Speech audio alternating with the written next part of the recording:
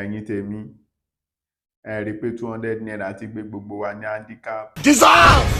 Ayé ìgbà kan dàbá ní 200 naira a sì máa ra agége bread 70 naira. A tún ra ẹ̀wà àgànyìn 70 naira. My God. A tún wá ra solo coke ẹyọ̀kan ní 50 naira. Oh my God. 10 naira tó kù a wá fi ra pure water a mú. Ṣùgbọ́n láyé báyìí kò sí nǹkan tá fẹ́ fi 200 naira ṣe. 200 naira ti gbé gbogbo wa ní handicap. Ẹ jọ̀ọ́ ẹ̀yin èèyàn mi kí lẹ lè fi 200 naira rà ládùúgbò yín. Ẹ jọ̀ọ́.